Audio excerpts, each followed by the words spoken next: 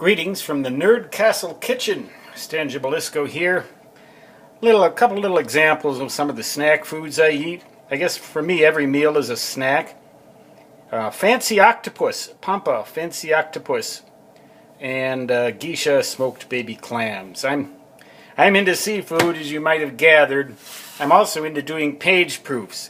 Save these hard copies for checking first printing when book comes out. There's a pretty doggone reason for that. I want to make sure that all the corrections I made to these page proofs get into the printed book, and if they don't, I will have to call attention to the publisher right away, let them know.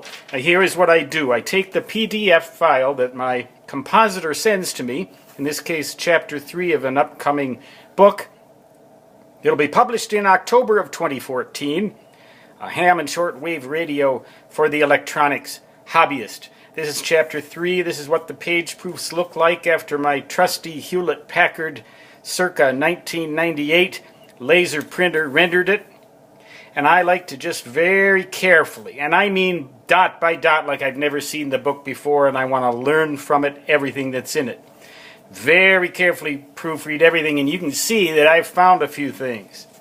One of the things I found was in regards to how fast Morse code actually goes in terms of digital bits per second. I made a miscalculation when I wrote this book, and I didn't catch it until the page proofs.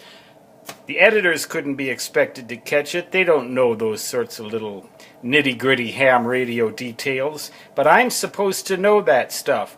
But I made a mistake, and I didn't catch that mistake or suspect it until finally I saw it here at the last gate before the animal got loose into the wild, and this damage would have been done. A bunch of numbers had to be changed, as you can see, and I marked them all up like this. Once I've marked them all up like this, I save the hard copies because they're much easier to check against the printed book than the PDF with its electronic insertions. But I have, in fact, put sticky notes in the PDF with Adobe Acrobat, send it on back to the compositor, made a few calculations here to be sure I was right, and I double-checked everything online, too. There's just about what the book is going to look like. The page trim is marked out here. It's going to be, I guess, about 8 by 10 inches. Some photographs that I took, and I like to make sure that they look decent, and they appear to.